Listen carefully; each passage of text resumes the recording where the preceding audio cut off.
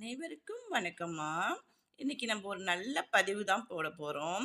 இது நம்ம போடுற பதிவு எல்லாமே நான் பயனடைஞ்சு, அதனால நன்மைகள் ஏற்பட்டு தான் உங்களுக்கு நான் போடுறேங்கிறத ஒவ்வொரு வீடியோவிலயும் இத நான் சொல்றேம்மா. ஏன் அப்படின்னா, நம்ம ஒரு பரிகாரம் செய்ய போறோம் அப்படின்னா, அதுல முழு நம்பிக்கையோட செஞ்சா மட்டும் தாம்மா, அது நமக்கு நல்ல பலன குடுக்கும். மறுபடியும் அதனால தான் ஒவ்வொரு வீடியோவுலயும் இத நான் உங்ககிட்ட சொல்றேன். சில பேரு சொல்றீங்க, "நீங்க சொல்றதெல்லாம் ஒண்ணுமே நடக்க மாட்டேங்குது" அப்படின்னா, சில பேரும்மா அவங்க ஜாதகத்த பொறுத்து, தசாபுத்திய பொறுத்து, சில பேருக்கு சீக்கிரம் நடக்கும், சில பேருக்கு லேட்டா நடக்கும்.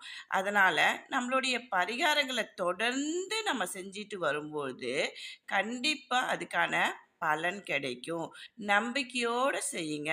நான் போடுற ஒவ்வொரு பதிவுமே உங்களுக்கு பயனுள்ளதா தான் இருக்கும்.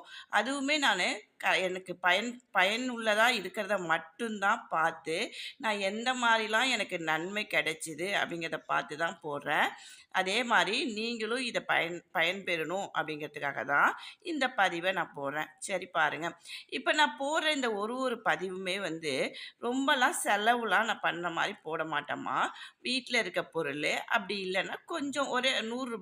50 இல்ல ரூ. 5 ரூ. 10 இந்த அளவுக்கு உங்களுக்கு செலவு. ரொம்ப செலவு வச்சுலாம் எந்த பரிகாரமும் நீங்க என்னுடைய பதிவ பார்க்கும்போது தெரிஞ்சிருக்கும். நீங்க செலவு பண்ற மாரி இருக்காது. சரி வாங்க, நம்ம இதுக்கு என்னென்னலாம் வேணும் அப்படிங்கிறத பார்க்க போறோம். ஃபர்ஸ்ட்டு இந்த மாரி ஒரு கண்ணாடி பவுல் எடுத்துக்கங்க. கண்ணாடி பவுல் தான் எடுக்கணும். சில்வரோ, வேற எதுவுமே நீங்க எடுக்கக்கூடாது. கண்ணாடி பவுல் தான் எடுக்கணும்.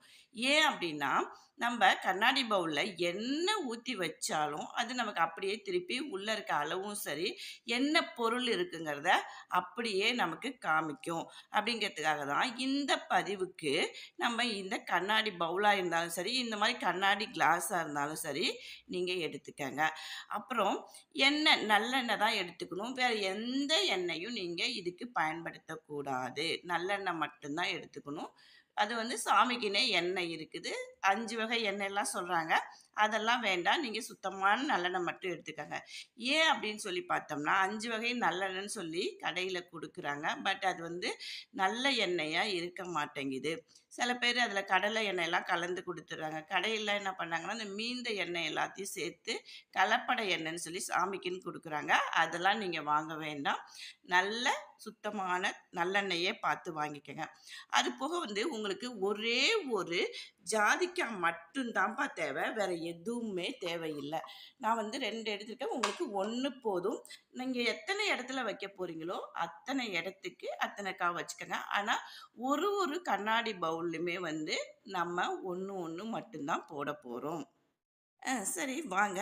இப்ப நம்ம சொல்லவே வேண்டாம். நல்லெண்ணெய் மகாலட்சுமிக்கு உகந்தது அப்படிங்கிறது நமக்கு தெரியும்.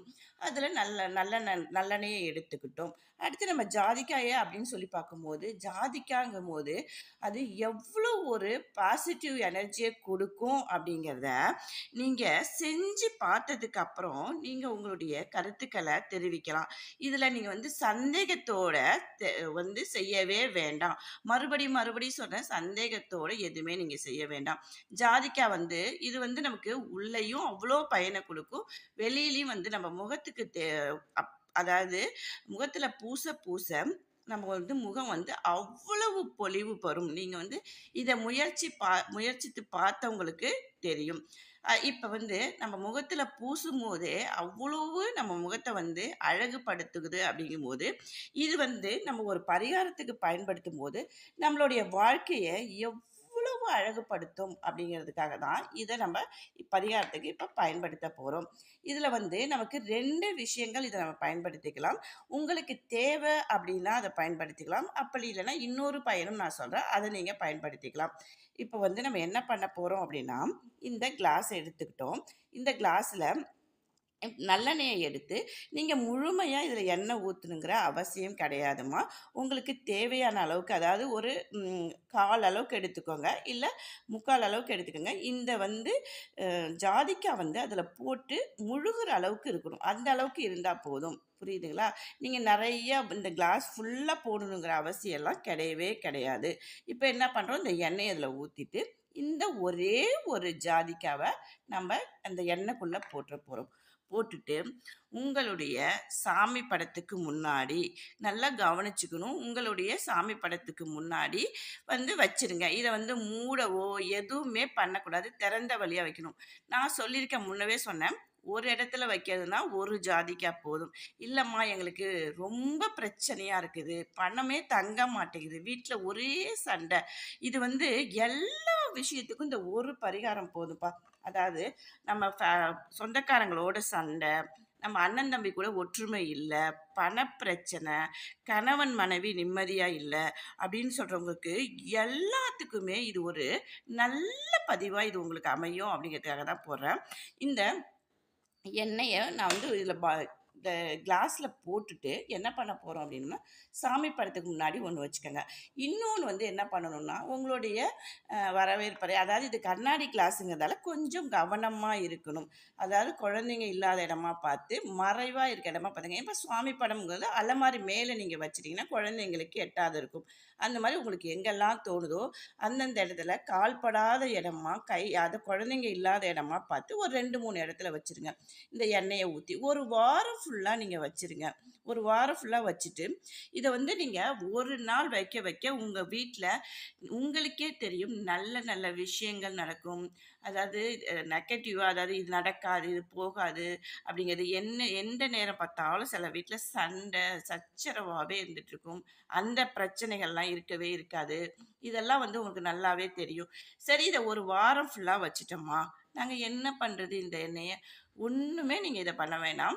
இந்த ஜாதிக்காவில் இந்த எண்ணெயோடு இந்த ஜாதிக்காய் ஊர்னுச்சு பார்த்தீங்களா, இது அவ்வளவு நல்ல விஷயம். வீட்டில் வயசானவங்க இருந்தாங்கன்னா அவங்களுக்கு இந்த எண்ணெயை கால் முட்டி கை கால்லாம் வலி இருக்குது பார்த்தீங்களா, அதை தேய்க்கிறதுக்கு கொடுக்கலாம். இல்லை எங்களுக்கு அந்த மாதிரி யாரும் இல்லைம்மா அப்படின்னு நீங்கள் சொல்கிறவங்க ரொம்ப ரொம்ப இன்னும் ஒரு நல்ல விஷயம் பண்ணலான்னா, இந்த எண்ணெயை அப்படியே மறுபடியும் நீங்கள் பூஜைக்கு பயன்படுத்திக்கலாம். விளக்கு ஏற்றுவீங்க பார்த்தீங்களா, அதில் ஊற்றி அந்த விளக்கில் ஊற்றி நீங்கள் ஏற்றிக்கலாம். ஜாதிக்காய் எண்ணெய் அவ்வளோ ஒரு விசேஷமானதுங்க. நீங்கள் அதை கூட ஏற்றிக்கலாம். ஆனால் இந்த எண்ணெயை நீங்கள் வேஸ்ட் பண்ணணுங்கிற அவசியம்லாம் கிடையாது. இதை ஒரு வாரம் ஃபுல்லாக வச்சுட்டு மறுவாரம், இப்போ ஒரு திங்கக்கிழமை எடுக்கிறீங்கன்னு வச்சுக்கலாம், அடுத்த திங்கக்கிழமை என்ன பண்ணுறீங்கன்னா இந்த எண்ணெயை பூஜைக்கு பயன்படுத்திக்கலாம். இல்லை வீட்டில் இருக்கவங்களுக்கு இதை பயன்படுத்திக்கலாம். நீங்கள் இதை பயன்படுத்திட்டு புதுசாக அடுத்த வாரம் அடுத்த திங்கக்கிழமை புதுசாக இதே மாதிரி உங்களுக்கு பூஜை அறையில் மட்டும் போதுன்னா பூஜை அறையில் வச்சுக்கோங்க. இல்லைம்மா எங்களுக்கு ஒரு ரொம்ப பிரச்சனையாக இருக்குது, நாங்கள் ஒரு 4-5 இடத்துல வைக்கிறோம் அப்படின்னு சொல்கிறவங்க அந்த மாதிரியும் வச்சுக்கலாம்.